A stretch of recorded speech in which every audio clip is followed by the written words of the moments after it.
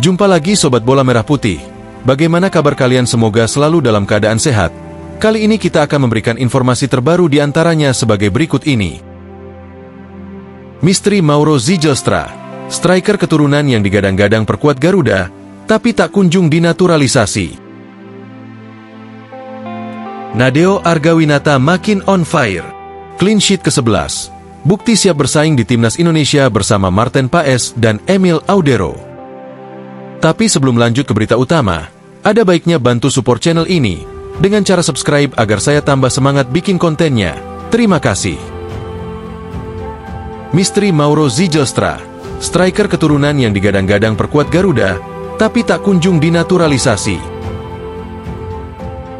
Timnas Indonesia terus memperkuat skuadnya dengan pemain keturunan, terutama untuk menghadapi putaran ketiga kualifikasi Piala Dunia 2026.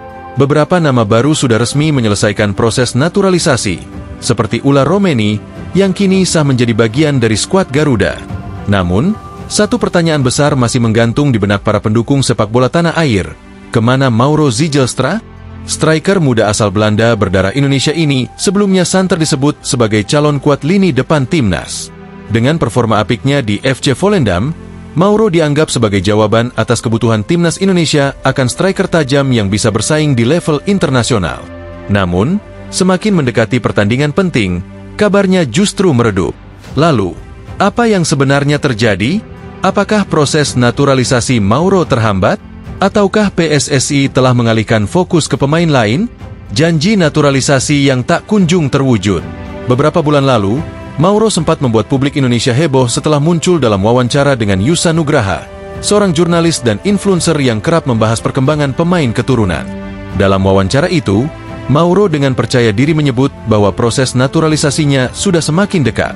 Sepertinya akan segera terjadi, kata Mauro dalam video yang diunggah di kanal YouTube Yusa Nugraha. Pernyataan ini membuat banyak fans optimis bahwa Mauro akan segera bergabung dengan Timnas Indonesia. Bahkan, Yusa sempat mengungkapkan bahwa setelah Piala Asia U20 2024, proses Mauro akan diprioritaskan oleh PSSI. Namun, setelah turnamen berakhir, kabar mengenai Mauro justru menghilang begitu saja. Tidak ada perkembangan dari PSSI, tidak ada pernyataan resmi mengenai statusnya, dan yang paling membingungkan, namanya sama sekali tidak muncul dalam daftar pemain yang sedang dipertimbangkan untuk naturalisasi. Sikap diam PSSI ini membuat banyak fans bertanya-tanya, apakah Mauro benar-benar masih dalam radar mereka? Ataukah ada alasan lain yang membuat prosesnya tertunda? Statistik gemilang, tapi masih harus menunggu.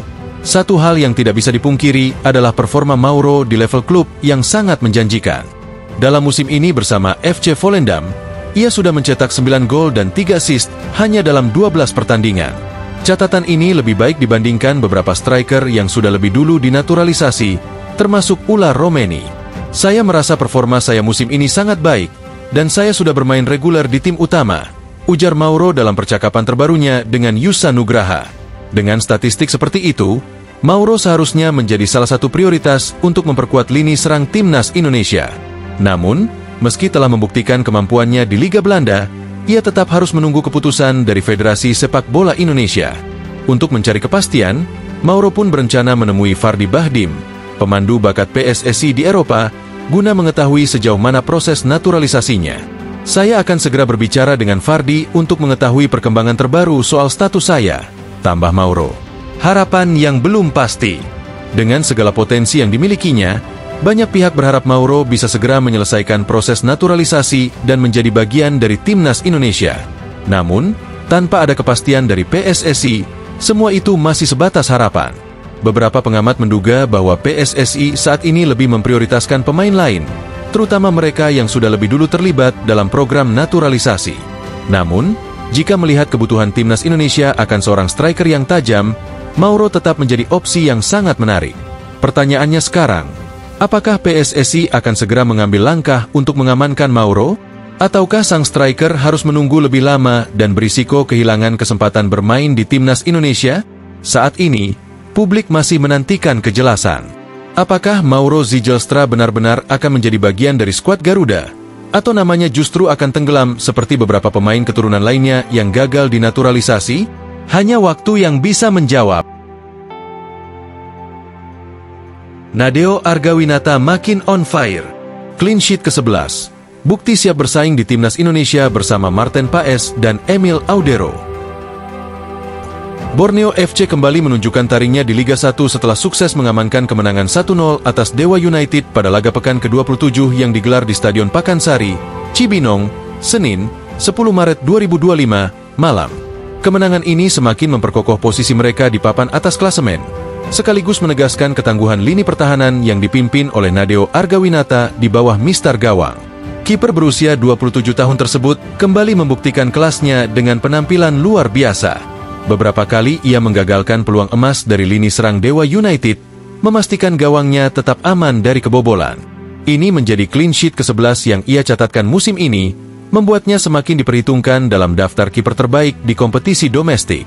Namun, dengan persaingan sengit di Timnas Indonesia, mampukah Nadeo menembus skuad utama di tengah hadirnya kiper-kiper naturalisasi seperti Martin Paes dan Emil Audero? Borneo FC semakin percaya diri. Nadeo jadi tembok kokoh di bawah Mister. Kemenangan atas Dewa United membuat Borneo FC semakin mantap bersaing di papan atas Liga 1. Dengan raihan 41 poin, mereka kini berada di posisi kelima klasemen sementara dan masih berpeluang untuk merebut tempat di zona kompetisi Asia. Pelatih Joaquin Gomez tak bisa menyembunyikan kepuasannya atas performa para pemainnya, terutama Nadeo Argawinata, yang tampil luar biasa sepanjang laga. Dalam konferensi pers usai pertandingan, Gomez mengapresiasi kipernya yang terus menunjukkan perkembangan pesat.